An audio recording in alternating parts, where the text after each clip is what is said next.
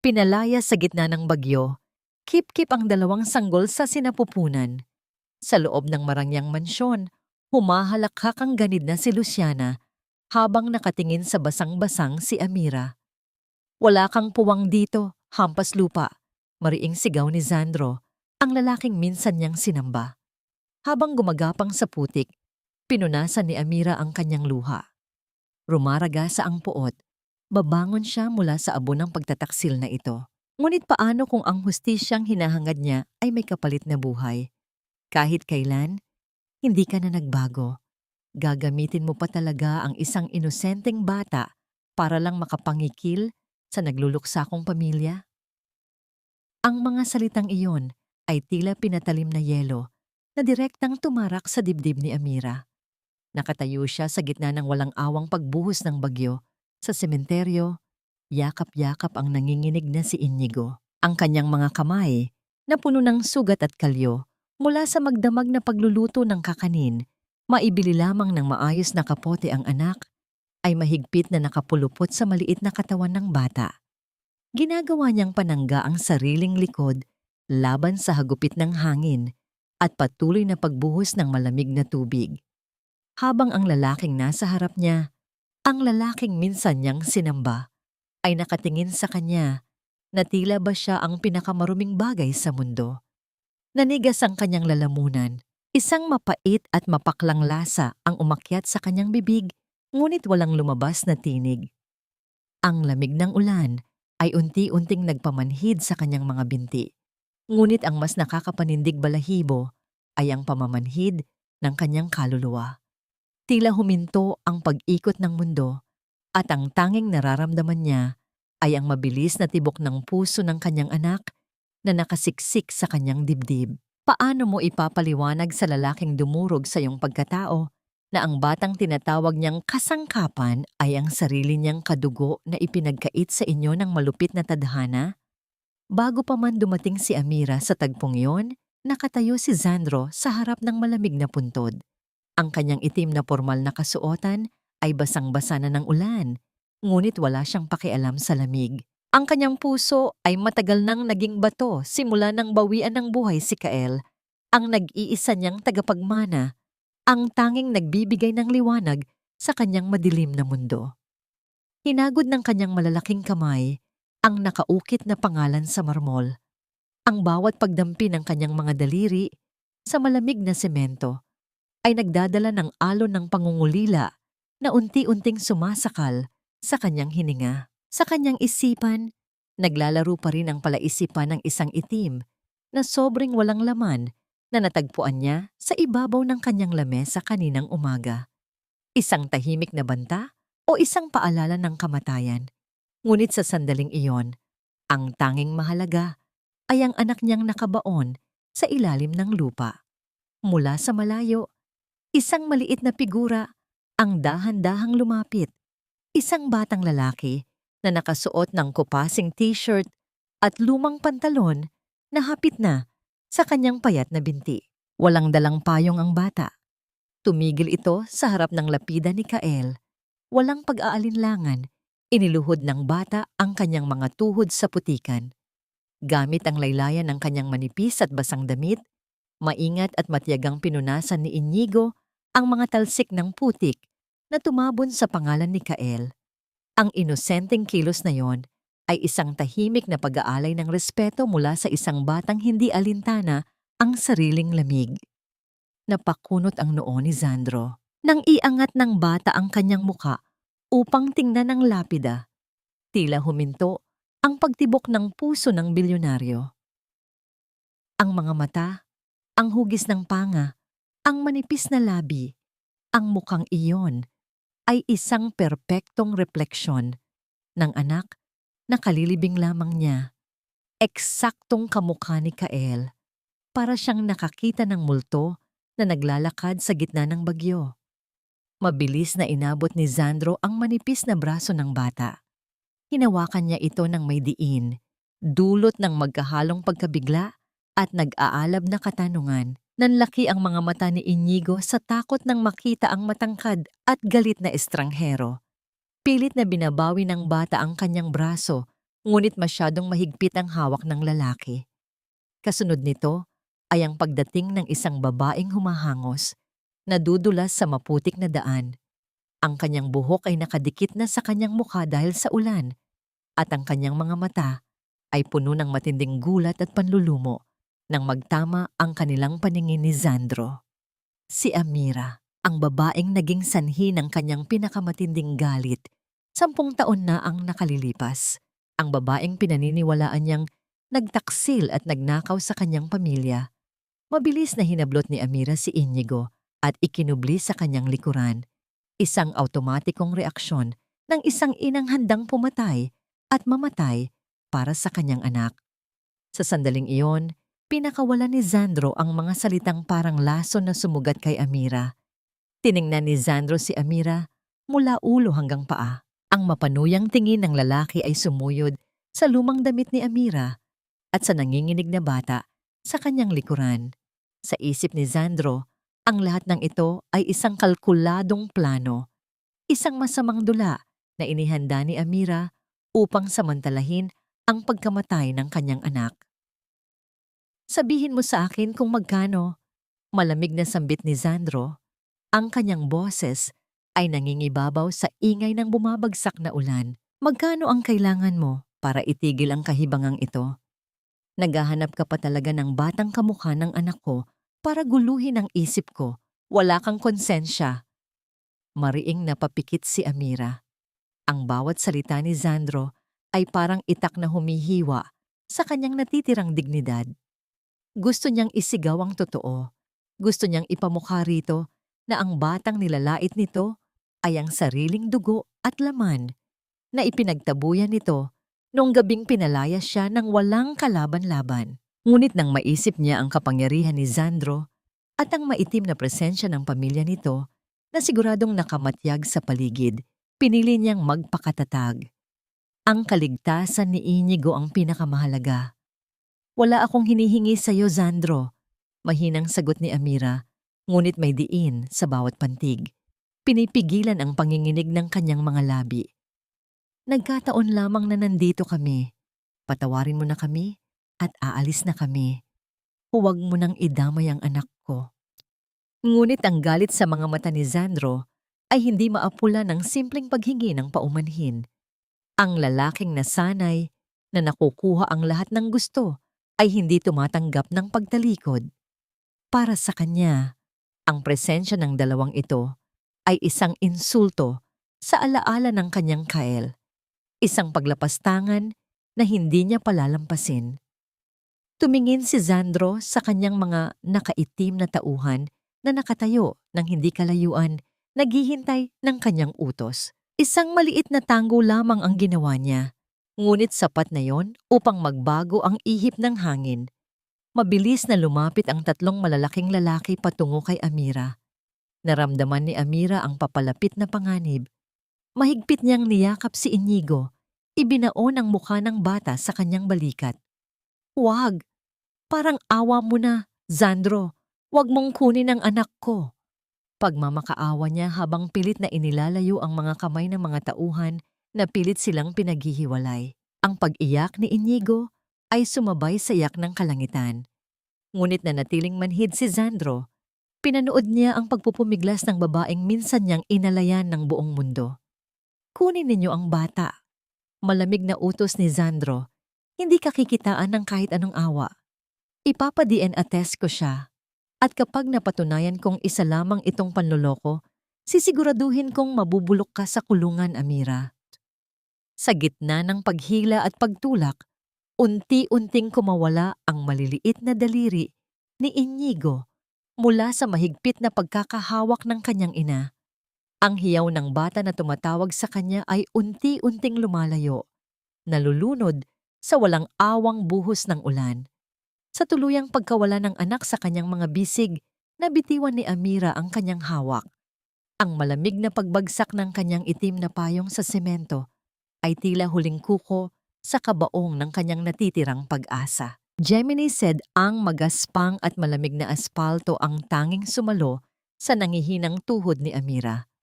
Wala na ang ulan, ngunit ang ginaw ay nanunuot hanggang sa kanyang mga buto.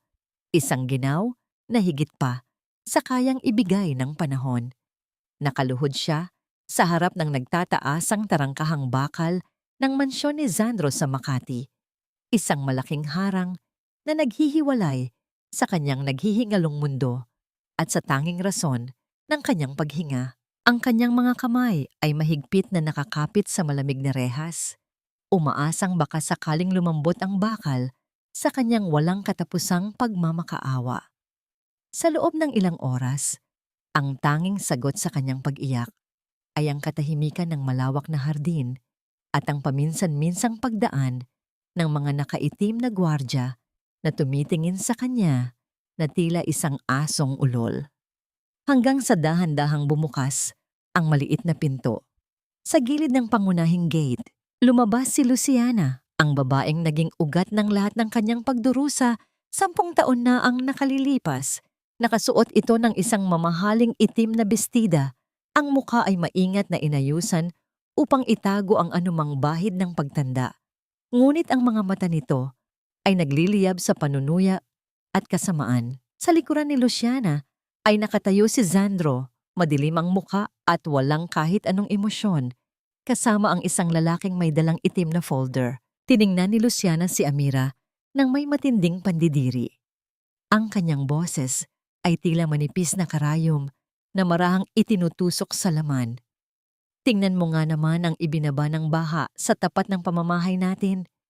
Nakangiting sambit ni Luciana, pilit na ginagawang malambing ang tono upang marinig ng mga tauhan, ngunit ang mga salita ay puno ng lason.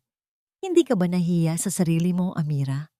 Namatay na ang pamangkin ko, tapos heto ka, gumagamit ng isang musmos na bata para lang makahingi ng pera. Ganyan na ba talaga kakakapalang mukha mo matapos mong pagnakawan ng kumpanyang ito noon? Umiling si Amira. Ang mga luha ay muling nag-unahang pumatak sa kanyang namumutlang pisngi. Tumingala siya kay Sandro, naghahanap ng kahit kaunting kislap ng dating pagmamahal sa mga mata nito. Sandro, parang awa mo na. Hindi ko kailangan ng kahit na anong yaman ninyo. Ibalik mo lang sa akin si Inigo. Siya na lang ang meron ako. Hindi siya kasangkapan, anak ko siya. Ang boses ni Amira ay basag at paos, dulot ng matinding paghagulgol. Ngunit bago pa man makapagsalita si Sandro, mabilis na humakbang si Luciana at hinawakan ang braso ng kanyang bayaw. Ginamit niya ang pinakamatibay na kadena upang igapos ang isipan ni Sandro. Huwag kang magpadala sa iyak ng ahas na yan, Sandro. Pabulong ngunit mariing sabi ni Luciana. Tinitiyak na bawat salita ay bumaon sa isip ng lalaki. Huwag mong kalimutan kung sino ang nagligtas, takumpanya ninyo nang muntik na kayong bumagsak dahil sa pagnanakaw ng babaeng yan. Utang na loob mo sa akin ang posisyon mo ngayon. Ako ang tumayong ina kay Kael nung iniwan ninyo siya sa akin. Huwag mong hayaang lapastanganin ng babaeng ito ang alaala ng anak mo sa pamamagitan ng panloloko. Ang mga salitang utang na loob at ang pangalan ni Kael ay tila mga posas na tuluyang nagpatigas sa puso ni Sandro. Iniwas niya ang kanyang paningin kay Amira at tumango sa abogadong nasa kanyang tabi. Lumapit ang abogado at walang emosyong iniabot ang isang puting sobre patungo sa nanginginig na mga kamay ni Amira. Ipinaliwanag nito na iyon ay isang opisyal na restraining order. Ipinagbabawal sa kanya ang lumapit sa mansyon, kay Sandro, at higit sa lahat, kay Inigo sa loob ng 50 metro. Kung lalabag siya, agad siyang aarestuhin at ikukulong. Nanginig ang buong katawan ni Amira nang marinig ang mga salitang iyon. Ang 50 metro ay tila 1,000,000 milya para sa isang inang pinagkaitan ng anak. Ibinaba niya ang kanyang paningin. Ipinasok niya ang kanyang nanginginig na kanang kamay sa bulsa ng kanyang manipis at basang palda. Naroon ang isang maliit na bagay na nakabalot sa dahon ng saging. Isang simpleng kakanin na nagkakahalaga lamang ng ilang barya. Ginawa niya mula sa pinakahuling supply ng malagkit na bigas at asukal bago sila bumaba mula sa Baguio. Ito sana ang regalo niya para sa ikapitong kaarawan ni Inigo kinabukasan. Ngayon, sa loob ng kanyang bulsa, ang kakanin ay durog na, kasabay ng pagkadurog ng kanyang mga pangarap at pag-asa. Ang malagkit na porma nito ay sumiksik sa kanyang mga kuko, isang mapait na paalala ng kanyang kawalang kalaban-laban sa mundo ng mga mayayaman. Habang nakalugmok si Amira sa pag-iyak, bahagyang lumayo si Luciana sa paningin ni Sandro. Kinuha nito ang telepono mula sa kanyang mamahaling bag at tumawag sa isang numero. Nang may sumagot sa kabilang linya, bumulong siya ng may labis na pag-iingat. Doktor, siguraduhin mong malinis ang mga pekeng medical records dyan sa ospital sa Baguio. Walang makakaalam na buhay ang isa pang bata. Noong gabing iyon, sunugin mo ang lahat ng ebidensya kung kinakailangan. Babayaran kita ng doble bukas. Mabilis na ibinaba ni Luciana ang tawag at muling bumalik sa kanyang tindig bilang isang marangal na ginang. Sumenya siya sa mga gwardya na isara na ang pinto. Tumingin si Amira habang ang mabigat na bakal ng tarangkahan ay dahan-dahang naglapat. Ang maliit na awang kung saan nakikita niya ang anino ng mansyon ay unti-unting lumitaw hanggang sa tuluyang naglaho. Kasabay ng paglaho ng kanyang lakas, ang labis na gutom, pagod, at ang hindi matitiis na sakit ng pagkawalay sa anak ay tuluyang sumakop sa kanyang sistema. Nanlabo ang kanyang paningin. Ang magaspang at malamig na aspalto ay unti-unting lumapit sa kanyang mukha hanggang sa ang lahat ay balutin ng isang nakabibinging kadiliman. Ang amoy ng murang alkohol at pinakuluang dahon ng bayabas ang unang sumalubong sa kamalayan ni Amira. Dahan-dahan niyang iminulat ang kanyang mga mata at bumungad sa kanya ang kupasing kisame ng isang maliit na klinika sa madilim na bahagi ng Maynila. Sa gilid ng kanyang makitid na higaan, nakaupo si Nanay Rosa, ang nag-iisang taong kumupkop sa kanya sa Baguio noong panahong itinakwil siya ng buong mundo. Mahigpit na nakahawak ang magaspang at kulubot na mga kamay ng matanda sa kanyang nanginginig na mga daliri. Tila nagpapasa ng lakas mula sa isang ina patungo sa isa pa. Tiningnan ni Amira ang sariling mga kamay. Ang mga hiwa mula sa matatalim na dahon ng saging, ang mga paso mula sa kumukulong asukal, at ang makakapal na kalyo mula sa walang katapusang pagkayod ng niyog sa tuwing madaling araw sa lamig ng Baguio. Tila bumalik ang kanyang gunita, 10 taon na ang nakalilipas. Tiniis niya ang hapdi ng mga sugat na yon, ang paninigas ng kanyang likod, at ang pamumulikat ng kanyang mga binti para lamang may maibili ng gatas at gamot sa tuwing lalagnatin si Inigo. Ang bawat butil ng kakanin na kanyang inilako ay katumbas ng kanyang dugo at pawis. Paano niya hahayaang ang lahat ng sakripisyong yon ay mauwi lamang sa wala dahil sa kasakiman ni Luciana at sa kamanhiran ni Sandro? Napansin ni Nanay Rosa ang pamumuo ng luha sa mga mata ng kanyang kinikilalang anak. Kinuha ng matanda ang isang kinakalawang na lata ng biskwit mula sa kanyang lumang bayong. Nang buksan niya ito, tumambad ang mga barya at lukot-lukot na maliliit na papel de bangko na amoy lupa at palengke.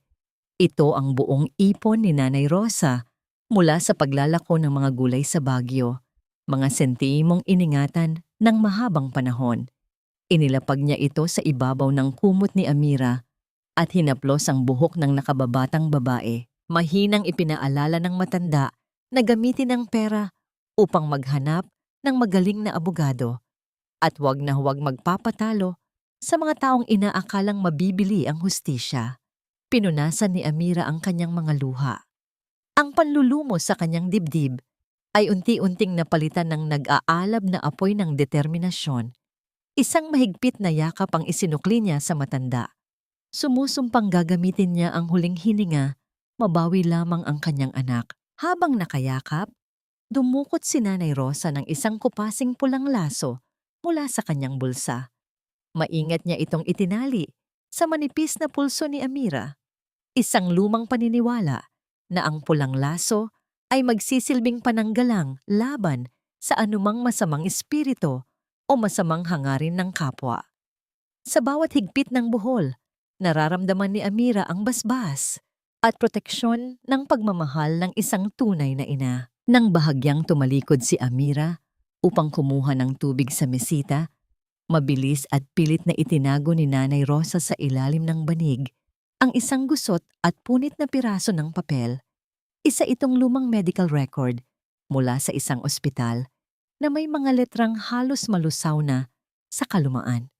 Ang mga mata ng matanda ay panandali ang kinakitaan ng matinding kaba at takot na baka makita yon ni Amira. Ngunit bago pa man mapansin ni Amira ang ikinikilos ng matanda, naramdaman niya ang sunod-sunod na panginginig ng kanyang mumurahing telepono sa ibabaw ng mesa. Kinuha niya ito at nakita ang isang mensahe mula sa isang hindi kilalang numero. Nang buksan niya ang mensahe, tila tumigil ang pagdaloy ng dugo sa kanyang katawan. Isa itong malabong larawan na halatang palihim na kinuhanan. Sa loob ng isang madilim at malawak na kwarto sa mansyon, nakaupo sa isang sulok si Inigo. Yakap-yakap ng bata ang kanyang sariling mga tuhod. Ang muka ay nakasubsob, ngunit malinaw na bakas. Ang panginginig ng mga balikat nito sa labis na takot at pangungulila. Titig na titig si Amira sa larawan, habang sa kanyang isipan ay pilit na umaalingaw-ngaw ang impit na pag-iyak ng bata na tuluyang dumurog sa kanyang natitirang katinuan. Ang impit na pag-iyak ng bata mula sa larawan ay tila nakadikit pa rin sa isipan ni Amira, habang mabigat ang kanyang bawat hakbang papasok sa malamig at malawak na bulwagan ng husgado. Ang hangin sa loob ng korte ay nakakasakal, tila ba idinisenyo upang gipitin ang mga walang laban at paboran ang mga may kapangyarihan. Sa kabilang panig ng silid, nakaupo si Luciana na animoy isang reyna na naghihintay ng kanyang koronasyon. Suot ang isang mamahaling puting kasuotan na kabaligtaran ng kanyang maitim na budhi. Sa tabi nito ay si Sandro, tuwid ang pag-upo, ang panga ay nakakuyom, at ang mga mata ay kasing lamig ng yelo habang nakatingin sa kawalan. Hindi nagtagal, nagsimula ang pagdinig na unti-unting dumurog sa huling hibla ng dignidad ni Amira. Isa-isang tinawag ng mga bayarang abogado ni Luciana ang kanilang mga saksi. Nakita ni Amira ang isa sa mga dating kapitbahay niya sa Baguio, isang babaeng madalas niyang bigyan ng libreng kakanin noon, na ngayon ay walang awang naglulubid ng kasinungalingan sa harap ng huwes. Ipinagdiinan ng saksi na madalas daw iwanan ni Amira si Inigo na walang kain at nag-iisa sa kanilang barong-barong habang siya ay abala sa pakikipagtagpo sa iba't ibang lalaki sa syudad. Bawat salitang lumabas sa bibig ng saksi ay tila asido na ibinubuhos sa pagkatao ni Amira. Hindi na nakapagpigil si Amira. Mabilis siyang tumayo mula sa kanyang kinauupuan. Ang mga luha ay nag-uunahang pumatak sa kanyang pisngi. Pilit niyang isinisigaw na puro kasinungalingan ang lahat ng ibinibintang sa kanya, na ibinigay niya ang kanyang buong buhay para sa kanyang anak. Ngunit ang kanyang nag-aalab na pagtatanggol ay mabilis na pinutol ng mabigat na paghampas ng kahoy ng huwes sa ibabaw ng mesa. Sa halip na pakinggan, binantaan pa siya ng huwes na ipapaasa sa alis sa loob ng korte kung patuloy siyang manggugulo. Sa mga sandaling iyon ng kanyang pagkapahiya, napatingin si Amira kay Sandro. Umaasa siyang sa kabila ng lahat ng galit nito, makikita ng lalaki ang katotohanan sa kanyang mga mata. Ngunit nanatiling walang kibo si Sandro. Malamig itong nakamasid habang dinudurog ang dangal ng babaeng minsan niyang minahal ng labis. Ang pananahimik ni Sandro ang pinakamatalim na patalim na sumugat sa puso ni Amira dahil napatunayan nitong tuluyan ng nabulag ang lalaki sa mga kasinungalingan ni Luciana. Bago ibaba ang huling desisyon, pasikretong sinilip ng huwes ang isang mensahe mula sa kanyang telepono na bahagyang nakatago sa likod ng mga makakapal na dokumento. Isang mabilis na pagbabago sa ekspresyon ng kanyang mukha, isang bahagyang pagtango, at tuluyan na siyang nagbasa ng hatol. Opisyal na iginawad ng korte kay Sandro ang pansamantalang kustodya ni Inigo at ipinag-utos Nahigpitan ang pagbabawal kay Amira na lumapit sa bata hanggat hindi natatapos ang buong imbestigasyon. Gumuho ang mundo ni Amira. Nanghina ang kanyang mga tuhod at napakapit siya sa malamig na kahoy ng lamesa. Sa kabilang dulo ng hilera ng mga upuan, nakita niya ang takot at pagkalito sa mga inosenteng mata ni Inigo habang mahigpit itong hinahawakan ng mga tauhan ni Sandro. Pinilit ni Amira na ngumiti sa likod ng masaganang luha. Walang tinig na sinambit ng kanyang mga nanginginig. Nalabi ang mga salitang, "Mahal kita." Umaasang makararating ang init ng kanyang pagmamahal sa nanginginig na puso ng kanyang anak. Hindi na nakayanan ni Amira ang nakakasakal na hangin sa loob ng korte. Tumakbo siya palabas at nagkulong sa loob ng banyo kung saan hinayaan niyang kumawala ang mga hikbi na kanina pa pinupunit ang kanyang lalamunan. Mabilis niyang binuksan ang gripo, umaasang ang ingay ng umaagos na tubig ay tatabon sa tunog ng kanyang pag-iyak. Ngunit nang iangat niya ang kanyang paningin sa salamin, nakita niya ang refleksyon ni Luciana na pumasok at humakbang palapit sa kanya. Tumayo si Luciana sa likuran ni Amira. Ang ngiti ay umaabot sa kanyang mga mata dahil sa matinding tagumpay. Inilapit ng ginang ang kanyang bibig sa tainga ni Amira at bumulong ng may nakakapanindig balahibong lambing. "Nakita mo na kung paano ko durugin ang mga taong humaharang sa daan ko, Amira. Napatay ko ang una mong anak 10 taon na, ang nakararaan. Huwag mo nang hintaying mas madali kong tapusin ang buhay ng isang ito na nasa kamay ko na." Ang tuloy-tuloy na pag-agos ng tubig sa gripo ang tanging naging saksi sa tuluyang pagyelo ng dugo sa mga ugat ni Amira. Ang tuloy-tuloy na pag-agos ng tubig sa gripo mula sa nakaraang tagpo ay tila naging isang malamig na alon na naghatid sa kabilang bahagi ng kwento. Sa loob ng naglalakihang mansyon sa Makati, ang madilim at tahimik na kwarto ni Kael ay nananatiling isang sagradong dambana ng pangungulila. Pumasok si Sandro. Dala ang bigat ng mundong hindi niya matakasan. Ang mga balikat na dating kinatatakutan sa mundo ng negosyo ay ngayon nakayuko sa bigat ng kalungkutan. Ibinagsak niya ang kanyang pagod na katawan sa gilid ng higaan ng anak. Marahan niyang hinaplos ang puting punda ng unan na tila ba natatakot siyang mabasag ang natitirang alaala ng bata. Idinikit niya ang kanyang mukha sa malambot na tela at doon, ipinikit niya ang kanyang mga mata, ang paboritong eucalyptus oil ni Kael na palaging ipinapahid sa dibdib ng bata sa tuwing inaatake ito ng matinding hika sa madaling araw, ay nanunuot pa rin sa hibla ng unan. Ang amoy na yon ay isang masakit na paalala ng mga gabing hawak niya ang maliit na kamay ng anak.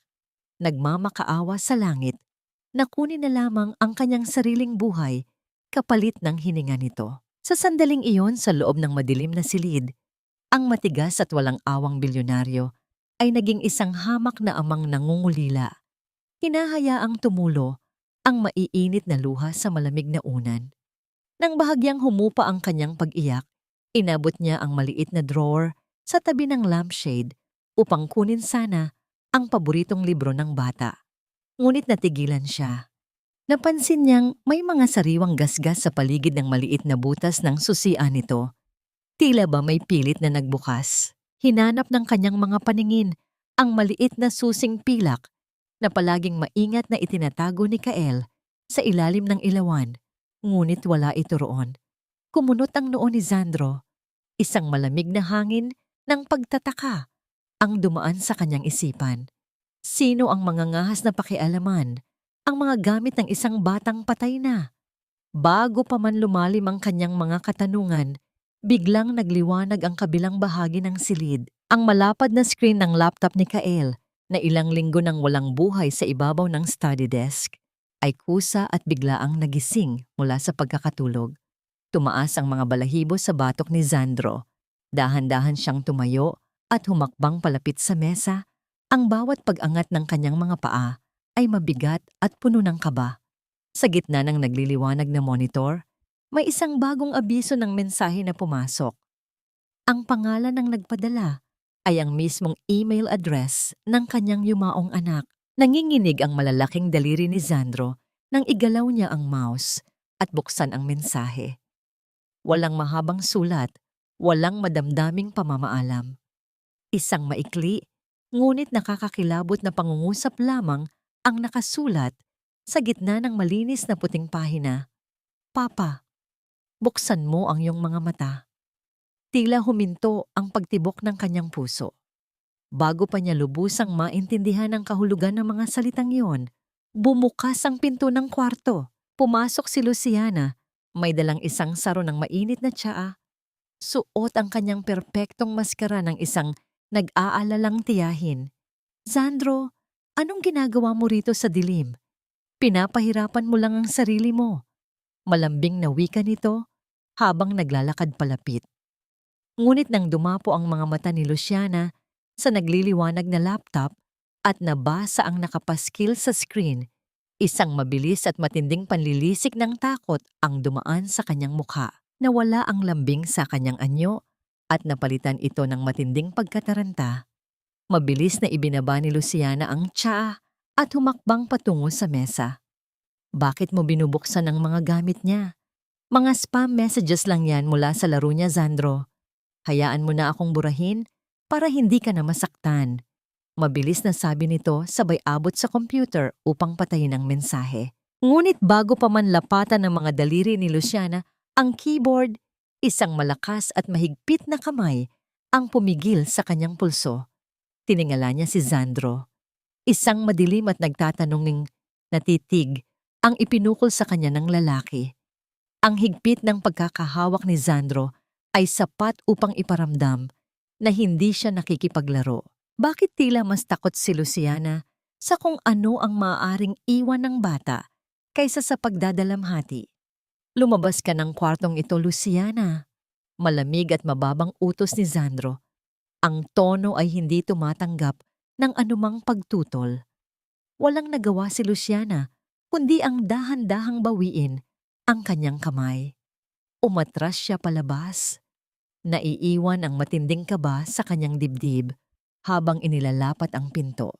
Naiwang mag-isa si Sandro sa loob. Nakatitig siya sa nakasarang kahoy, ang binhi ng pagdududa na matagal nang ibinaon ng tiwala ay tuluyan nang naitanim at nagsimulang umusbong sa kanyang isipan. Nang muli niyang ibalik ang paningin sa screen, nagbago ang imahe. Isang panibagong abiso ang automatikong lumitaw na may kalakip na isang audio file. Halos hindi siya humihinga nang pindutin niya ito upang pakinggan. Mula sa maliliit na speaker ng computer, umalingaw-ngaw ang isang pamilyar at malamig na boses ng isang babae, tila palihim na nakikipag-usap sa telepono sa loob ng isang madilim na sulok. Siguraduhin mong papalpak ang DNA test ng batang iyan bukas. Palabasin mong walang dugo ni Sandro na nananalaytay sa kanya.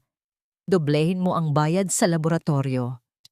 Ang matinis at maikling tunog ng notification mula sa laptop na naghudyat ng pagtatapos ng recording ang tanging bumasag sa nakakabinging katahimikan ng silid, nag-iiwan ng isang nakakapanindig balahibong katotohanan na wawasak sa lahat ng pinaniniwalaan ni Sandro.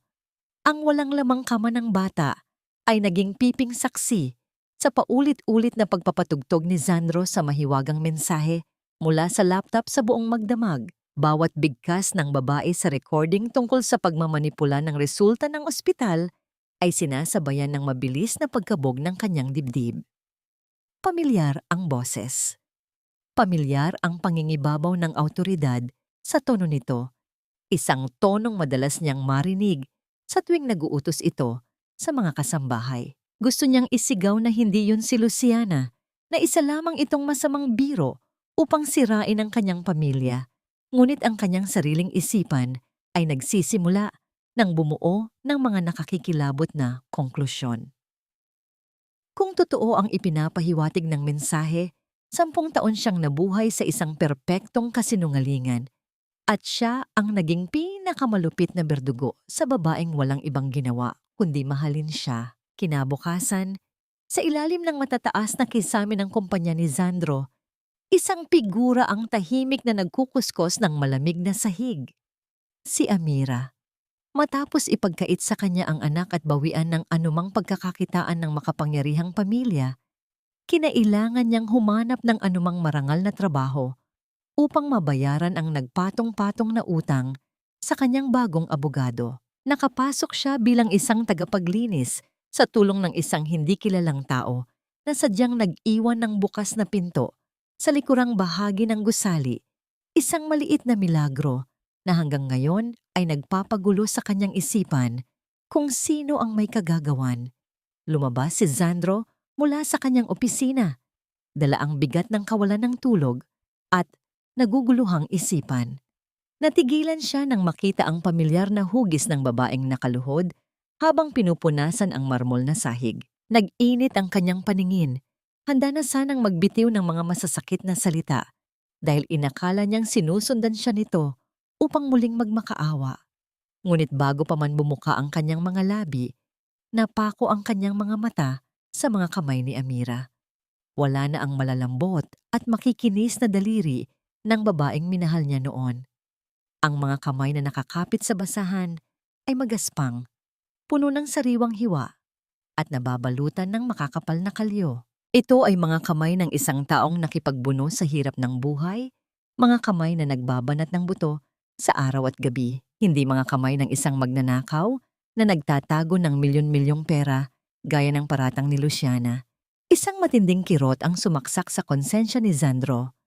Unti-unting nadudurog ang pader ng kanyang galit habang tahimik niyang pinagmamasdan ng pawis na tumutulo mula sa noo ni Amira. Isang inang kayang ibaba ang sariling pagkatao, makuha lamang pabalik ang kanyang anak. Binasag ng matalim na boses ni Luciana ang tahimik na tensyon sa pagitan nilang dalawa. Kabababa lamang ng ginang mula sa elevator at agad nagliyab ang mga mata nito nang makita ang presensya ng babaeng pinakadidiriin niya. Mabilis na humakbang si Luciana palapit kay Amira at walang pag-aalinlangang ibinagsak ang isang malakas na sampal sa pisngi nito. Namula ang mukha ni Amira, ngunit nanatili siyang nakayuko, kinakagat ang sariling labi upang pigilan ang pagluha at hindi magbigay ng kasiyahan sa kaaway. Wala kang kahihiyan. Pagkatapos mong mangikil sa sementeryo, sinusundan mo pa talaga ang bayaw ko dito sa mismong opisina niya para mag-ilusyon?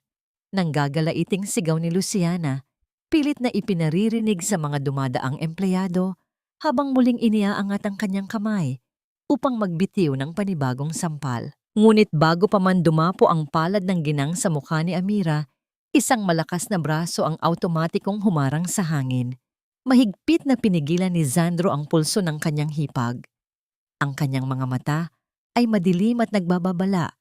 Isang tahimik na pagtatanggol na ikinagulat hindi lamang ni Luciana, kundi maging ni Amira. Bahagyang itinulak ni Sandro ang kamay ni Luciana pababa. Isang malinaw na mensahe na hindi na siya papayag na may manakit sa babaeng nasa kanyang harapan. Bago pa man makapagsalita si Sandro upang paalisin ang kanyang hipag, sunod-sunod na nag-ilaw at nag-vibrate ang telepono sa kanyang bulsa. Kinuha niya ito at nakita ang pangalan ng punong mayordoma ng mansyon. Nang sagutin niya ang tawag, ang nanginginig at umiiyak na boses ng matandang katiwala ang sumalubong sa kanya. Isang balita na tuluyang nagpabagsak sa natitirang lakas ni Amira nang marinig niya ang usapan mula sa kanyang kinatatayuan.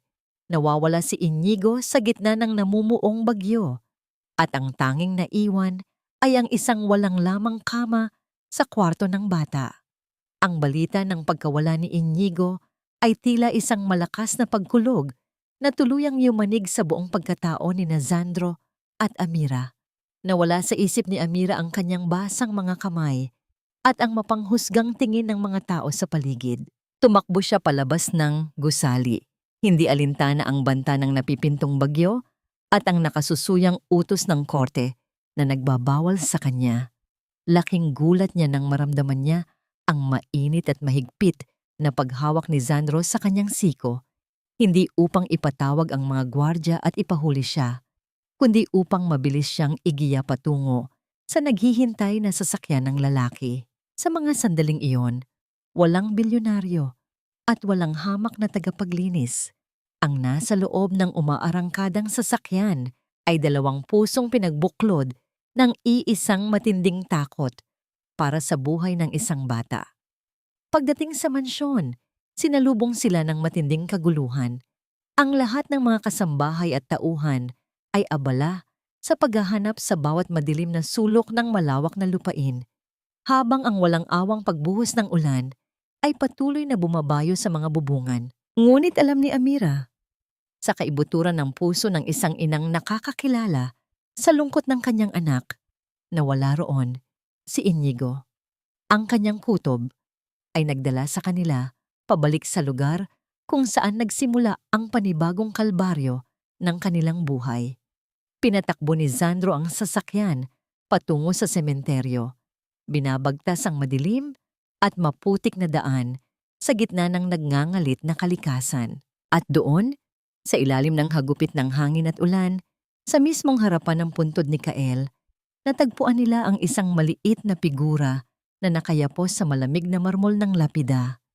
Nanginginig ang buong katawan ni Inigo, ngunit ang kanyang maliliit na kamay ay mahigpit na nakakapit sa isang selyadong sobre na tila ba ang mismong buhay niya ang nakasalalay rito. Ang sobreng iyon na nakuha ng bata mula sa isang lihim na siwang sa ilalim ng bato na minsan nang itinuro sa kanya ni Kael noong pareho pa silang nasa ospital, ay may malinaw na nakasulat sa labas.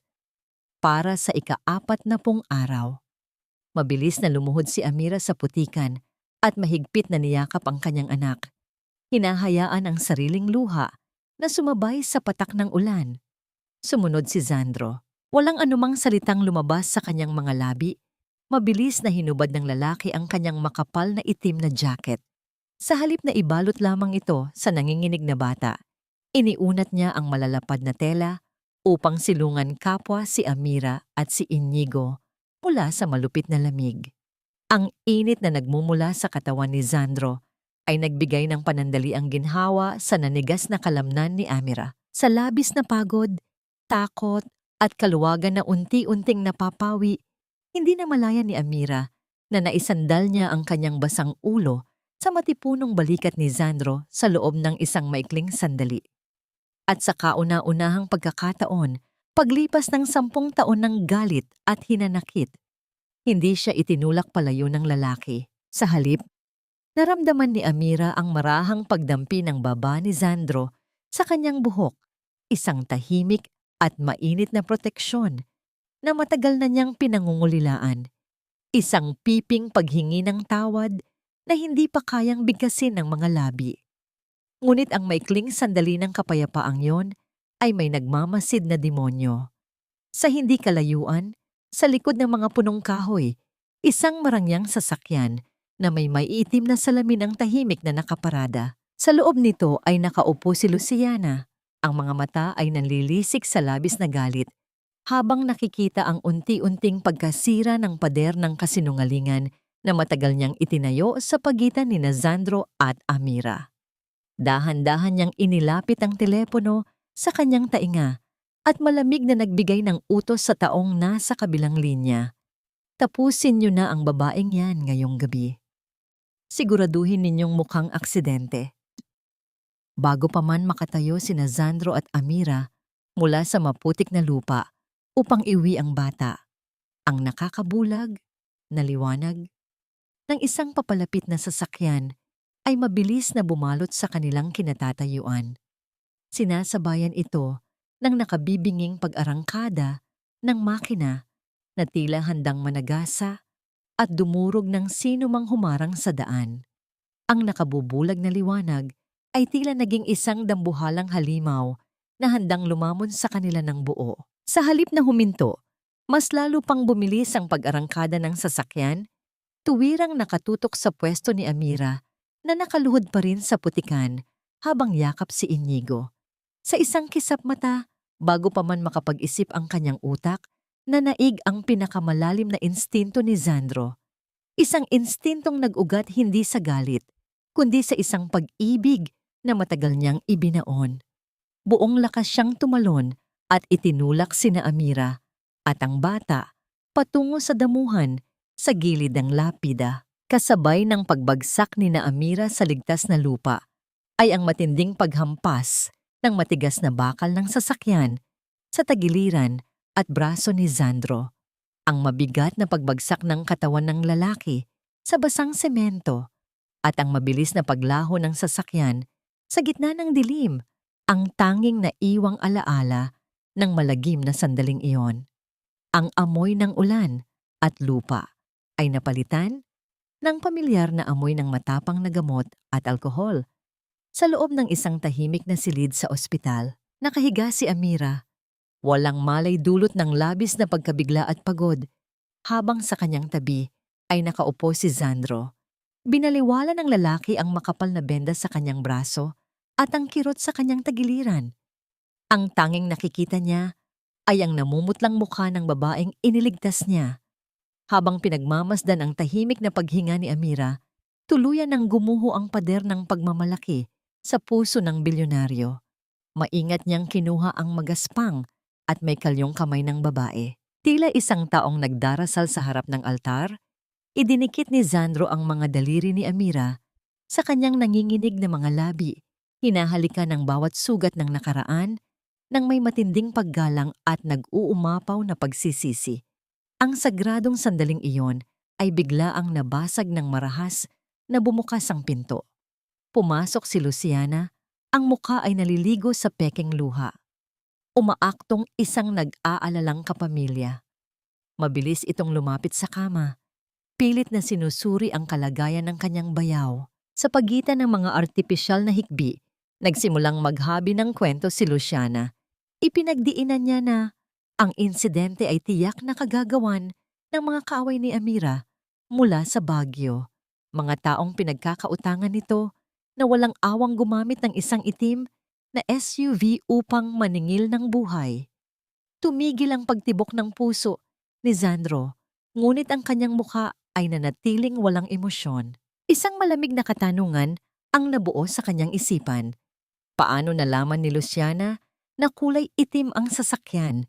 Wala pa siyang nakakausap na pulis upang magbigay ng pahayag at napakadilim ng sementeryo upang makita yon ng kahit sinong dumadaan. Dagdag pa rito, nang sumalpok ang sasakyan, panandali ang namataan ni Sandro ang braso ng nagmamaneho nang bumaba ang bintana nito.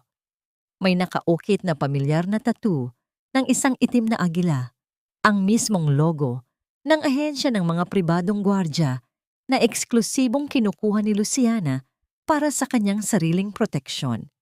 Hindi nagpahalata si Sandro. Tahimik siyang tumango at hinayaan si Luciana na magpatuloy sa kanyang pag-arte hanggang sa tuluyan itong magpaalam upang asikasuhin daw ang mga bayarin sa ospital. Pagkalabas ng kanyang hipag, mabilis na dinukot ni Sandro ang kanyang telepono gamit ang kanyang maayos na kamay. Tinawagan niya ang kanyang pinagkakatiwalaang pribadong imbestigador at nag-iwan ng isang malinaw at mariing utos, halongkatin ang buong buhay ni Luciana at ang lahat ng transaksyon nito.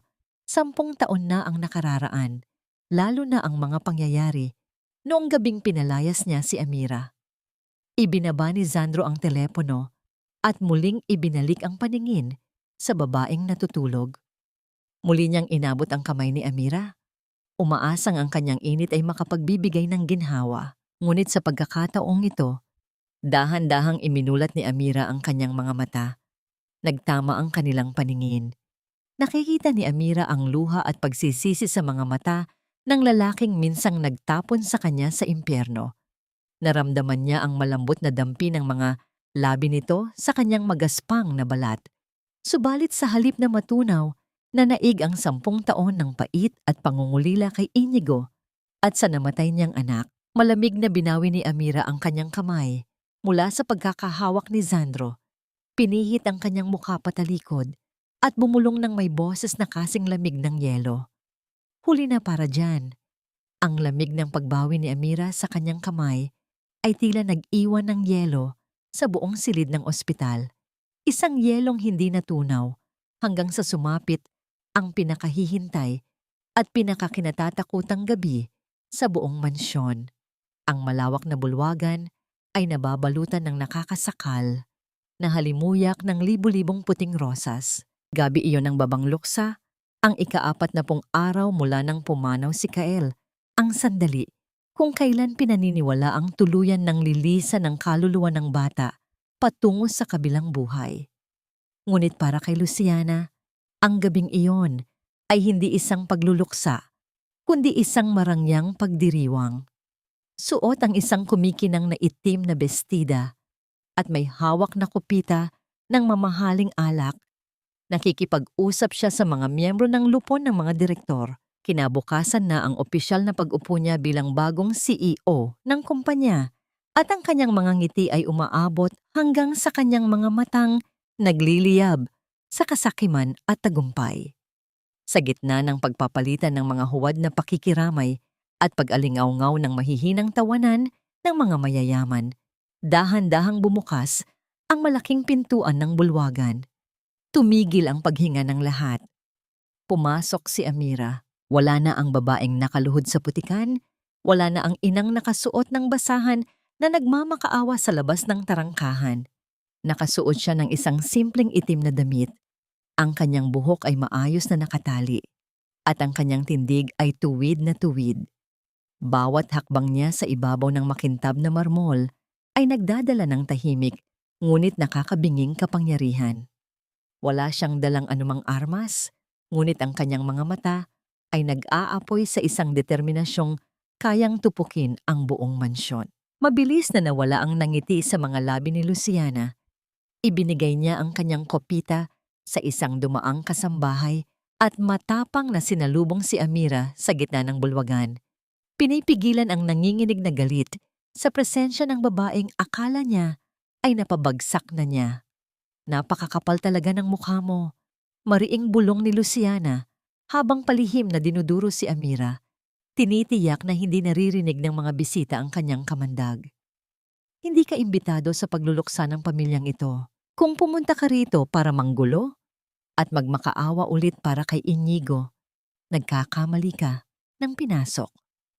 Tatawagin ko ang mga gwardya para kaladkarin ka palabas. Inaasahan ni Luciana na yuyuko si Amira at muling iiyak, ngunit nanatiling nakatitig ang nakababatang babae. Isang malamig at kalmadong ngiti ang unti-unting gumuhit sa mga labi ni Amira. Isang nangiting nagbigay ng kilabot sa gulugod ni Luciana. Hindi siya sumagot ng kahit na anong masasakit na salita. Sa ilalim ng mahabang manggas ng kanyang itim na damit, mahigpit na nakatali sa pulso ni Amira ang kupasing pulang laso na ibinigay ni Nanay Rosa. Bawat hapdi ng magaspang na tela sa kanyang balat ay nagpapaalala sa kanya na hindi siya nag-iisa, na ang pananggalang ng isang tunay na ina ay mas matibay kaysa sa anumang yaman ng mga taong nasa paligid niya. Naroon siya hindi para magmakaawa, kundi para salubungin ang hustisyang matagal nang ipinagkait sa kanya. Sa isang sulok, tahimik na nakamasid si Zandro. Wala siyang ginawang hakbang upang paalisin si Amira. Sa halip, ang kanyang mga mata ay palipat-lipat kay Luciana at sa kanyang telepono, naghihintay sa pinal na ulat ng kanyang pribadong investigador na magpapatunay sa lahat ng kanyang mga hinala matapos ang muntikang pagkasagasa sa kanila. Unti-unting lumalim ang gabi. Sumapit ang 12:00 ng hating gabi, ang eksaktong oras ng paglisan ng mga kaluluwa. Biglang namatay ang lahat ng maliliwanag na chandelier sa buong mansyon. Nag-iwan lamang ng malalamlam na ilaw sa mga gilid. Nagsimulang magbulungan ang mga bisita, dulot ng matinding pagkalito at takot. Bago pa man makapag-utos si Luciana sa mga tauhan na ayusin ang kuryente, ang malaking puting dingding sa gitna ng bulwagan ay biglaang nagliwanag. Ang higanting projector na nakasabit sa itaas na ginagamit lamang para sa mga mahahalagang presentasyon ng kumpanya ay kusang nabuhay. Nagbuga ito ng isang malakas at asul na liwanag nang wala man lang sino mang lumalapit o pumpindot sa makina nito. Kasabay ng pagbukas ng mahiwagang liwanag ay ang sabay-sabay at matalim na paglapat ng mga mabibigat na bakal sa lahat ng pintuan ng mansyon. Ang nakakakilabot na pag-usad ng mga electronic locks ay umalingaw-ngaw sa buong silid na tila mga ngipin ng isang halimaw na sumara upang ikulong ang kanyang mga biktima. Wala nang makalalabas. Ang buong pamilya, ang mga direktor, si Sandro, si Luciana at si Amira ay tuluyan ng nakulong sa loob ng bulwagan upang harapin ang isang katotohanang matagal nang ibinaon sa limot. Ang umaalingaw-ngaw na tunog ng mga kandadong automatikong sumara ay nagdulot ng matinding panlalamig at pagkabigla sa lahat ng naroroon. Nagkagulo ang mga mararangyang bisita at ang mga miyembro ng lupon. Pilit nilang binubuksan ang malalaking pintuan ng mansyon, ngunit tila naging isang matibay na selda ang buong bulwagan. Bago pa man sumabog ang tuluyang gulo, pumailan lang ang isang pamilyar at mahinahon na boses mula sa mga nakatagong speaker ng kwarto. Lahat ng mga mata ay napako sa higanting screen sa gitna ng dingding. Mula sa nakabubulag na asul na liwanag, unti-unting luminaw ang isang imahe. Lumitaw ang maputla at payat na mukha ni Kael, nakasuot ng kanyang damit pang-ospital, nakaupo sa ibabaw ng kanyang kama, habang sa likuran niya ay ang pamilyar na bintana ng kanyang silid. Sa kabila ng panghihina, may isang matapang at payapang nangiti sa kanyang mga labi. Tila nahinto ang pag-ikot ng mundo ni Sandro. Humakbang siya palapit sa screen, halos hindi makahinga, habang ang mga luha ay nagsimulang mamuo sa kanyang mga mata. Sa kabilang dulo, napatakip si Amira sa kanyang bibig, pinipigilan ng isang malakas na paghagulgol nang muling makita ang anak na ipinagkait sa kanya ng tadhana at kasakiman. "Papa!" Panimula ng bata sa video. Ang boses ay mahina, ngunit punong-puno ng pagmamahal. "Kung pinapanood niyo ito ngayon, ibig sabihin ay nasa langit na ako. Patawarin mo ako, Papa, dahil may isang malaking lihim akong itinago sa iyo sa napakahabang panahon. Matagal ko nang alam na hindi mo ako tunay na anak at matagal ko na ring nalaman kung sino ang totoong nagluwal sa akin." Isang nakabibinging katahimikan ang bumalot sa bulwagan. Namuti ang mukha ni Luciana. Nagsimulang manginig ang kanyang buong katawan habang paatras siyang humahakbang, pilit na inilalayo ang sarili sa napipintong pagkawasak ng kanyang kaharian. Nagpatuloy si Kael. Ang kanyang mga mata sa video ay tila direktang nakatingin sa kaluluwa ng bawat taong naroroon. Narinig ko si Tita Luciana na nakikipag-usap sa telepono noon. Siya ang nagbayad sa doktor sa Baguio para palabasing patay na ako nung ipinanganak ako. Kinuha niya ako kay Mama Amira para ibigay sa inyo. Gusto ko sanang sabihin sa iyo ang totoo, Papa. Gusto ko sanang yakapin ang totoo kong ina at ang kakambal kong si Inigo. Pero natakot ako. Binalaan ako ni Tita Luciana na kung magkakamali akong magsalita, ipapapatay niya si Inigo at si Mama. Kaya pinili ko na lang pong manahimik hanggang sa mawalan ako ng hininga. Matapos ang nakadudurog na pag-amin na yon ng bata, nagbago ang screen. Lumitaw ang mga serye ng palitan ng mensahe at mga nakatagong voice recording na palihim na naipon ng matalinong bata mula sa naiwang telepono at laptop ni Luciana sa tuwing bumibisita ito sa kanyang kwarto. Umalingaw-ngaw sa buong mansyon ang boses ni Luciana.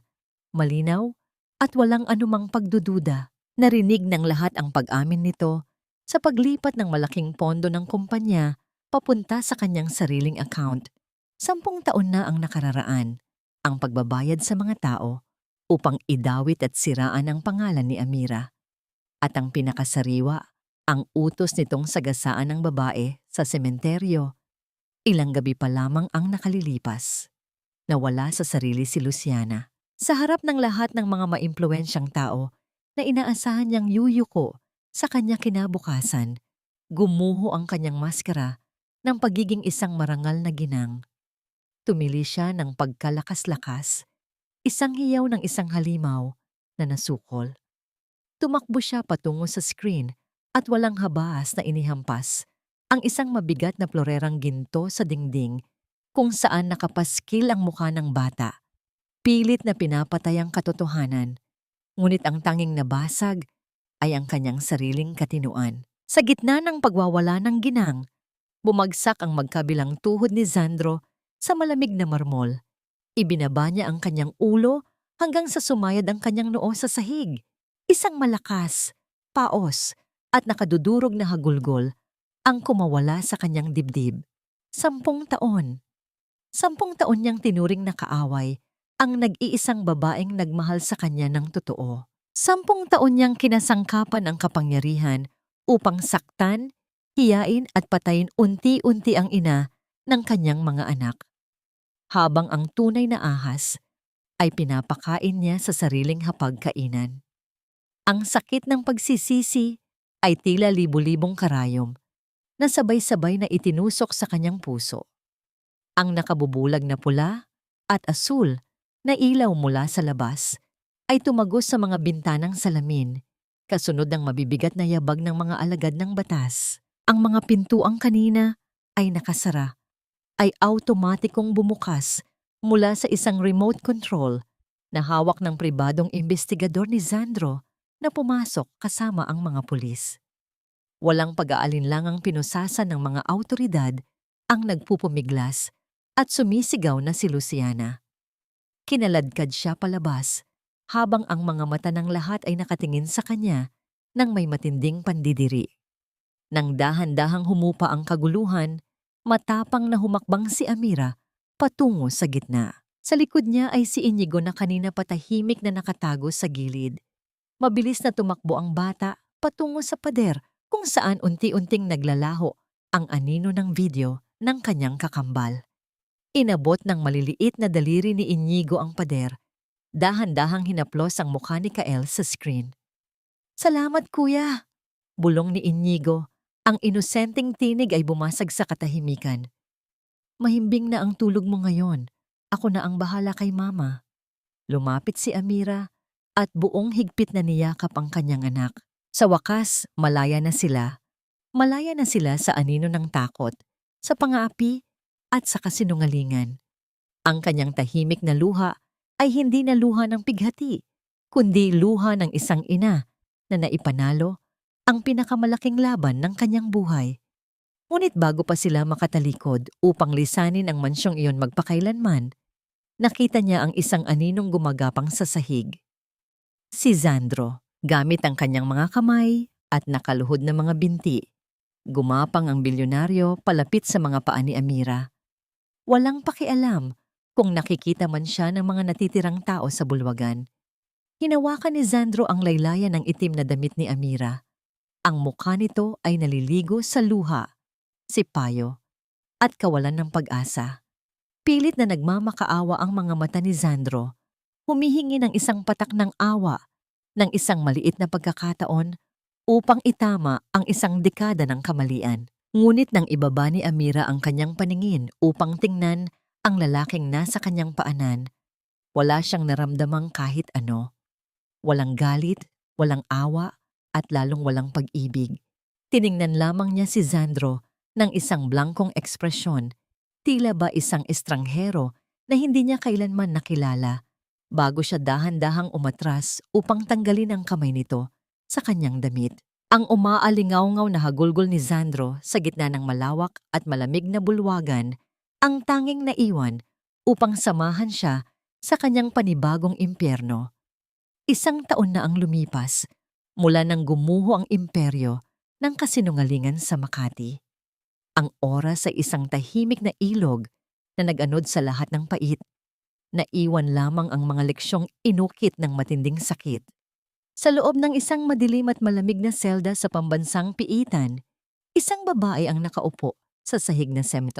Wala na ang mga diamante at mamahaling pabango na minsang nagtago sa kanyang nabubulok na kaluluwa. Suot ang isang kupasing kahel na uniforme, palaging bumubulong si Luciana sa hangin, nagbibilang ng mga imahinasyong salapi at nakikipag-usap sa mga aninong hindi naman nakikita ng iba. Ang tanging sumasagot sa kanyang pagkabaliw ay ang paminsan-minsang paglapat ng mga rehas na bakal, isang malupit na paalala na ang kayamanan at kapangyarihang ipinagpalit niya sa buhay ng kanyang kapwa ay ang mismong nagkulong sa kanya sa impyerno ng sarili niyang isipan.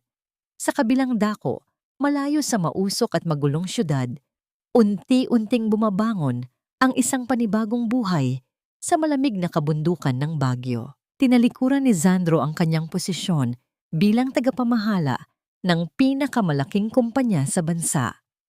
Ibinigay niya ang lahat ng kanyang yaman sa isang pondo na mangangalaga sa mga batang inabandona sa mga ospital bilang parangal sa alaala ni Kael. Ngayon, ang mga kamay na dating pumipirma man ng bilyong pisong kontrata ay nababalot na ng alikabok at kalyo. Nagtatrabaho siya bilang isang simpleng kargador at katuwang sa isang maliit na hardware store. Tuwing binubuhat niya ang mabibigat na sako ng semento, iniinda niya ang sakit sa kanyang mga kalamnan bilang isang tahimik na penitensya, isang pisikal na paalala ng bigat ng pasanin na ipinaranas niya kay Amira sa loob ng isang dekada. Hindi na siya ang palalong bilyonaryo. Bawat madaling araw, bago pa man tuluyang magising ang palengke, palihim na naglalakad si Sandro patungo sa isang maliit ngunit malinis na pwesto kung saan nagtitinda ng kakanin si Amira at si Inigo. Hindi siya nagpapakita. Tahimik lamang siyang nag-iiwan ng isang bungkos ng sariwang puting rosas sa ibabaw ng kahoy na mesa. Ito ang paboritong bulaklak ni Kael at ito rin ang kanyang piping panalangin ng paghingi ng tawad sa bawat panibagong araw na ibinibigay sa kanya ng Diyos. Isang hapon, bumagsak ang isang malakas na ulan na tila nagbabalik ng mga alaala ng kahapon. Tumayo si Sandro sa ilalim ng malagong punong acacia sa gilid ng parke, ang eksaktong lugar kung saan sila unang nangako ng pag-ibig ni Amira noong pareho pa silang inosente sa lupit ng mundo. Wala siyang dalang payong. Hinayaan niyang basain ng malamig na tubig ang kanyang mukha at damit. Tinanggap niya ang panlalamig. Inaalala ang gabing pinalayas niya ang babaeng pinakamamahal niya sa gitna ng bagyo. Inaalala ang araw na hinayaan niyang lumuhod ito sa labas ng kanyang tarangkahan. Nakapikit si Sandro, buong pusong tinatanggap na marahil hanggang dito na lamang ang kanyang tadhana, ang magbayad sa kanyang mga kasalanan mula sa malayo. Ngunit biglang huminto ang pagpatak ng ulan sa kanyang mukha. Nang imulat niya ang kanyang mga mata, isang itim na payong ang nakaharang sa madilim na kalangitan. Sa ilalim nito ay nakatayo si Amira. Ang kanyang mga mata, na dati ay puno ng takot, galit at pighati, ngayon ay naglalaman na lamang ng isang kalmadong lawa ng kapayapaan. Walang bakas ng sumbat sa kanyang mukha. Malaya na ang kanyang puso sa bigat ng nakaraan. Nagkatinginan sila. Sa loob ng mahabang sandali, tanging ang pagbagsak ng ulan sa paligid ang nagsalita para sa kanila. Unti-unti, inangat ni Sandro ang kanyang nanginginig na kamay. Hindi niya inabot ang baywang o ang balikat ng babae. Sa halip, nang may pinakamataas na antas ng paggalang at pag-iingat, dahan-dahan niyang pinunasan ang isang maliit na mantsa ng puting harina na nakadikit sa pisngi ni Amira. Isang bakas ng marangal na trabaho ng isang inang nagtagumpay sa buhay. Hindi umiwas si Amira. Sa halip, isang maliit at sinserong nangiti ang dahan-dahang namukadkad sa kanyang mga labi. Sa ngiting iyon, nakuha ni Sandro ang sagot na araw-araw niyang ipinagdarasal na patawad na siya. Hindi dahil nakalimutan na ni Amira ang sakit, kundi dahil mas pinili nitong maghilom at magbigay ng panibagong puwang para sa kapayapaan ng kanilang pamilya, lalo na para kay Inigo. Sa ilalim ng punong akasya, napatunayan nila ang pinakamahalagang aral ng buhay. Ang tunay na pag-ibig ay hindi nasusukat sa perpektong pagsasama o sa kawalan ng pagkakamali. Nasusukat ito sa dusa ng pagpapatawad, sa tapang na talikuran ng kayabangan upang magbago, at sa walang hanggang kakayahan ng pusong muling maghilom kahit ilang beses man itong nadurog. Ang pamilya ay hindi lamang itinatali ng dugo. Pinatitibay ito ng pagpili na laging bumalik at ayusin ang anumang sinira ng kahapon.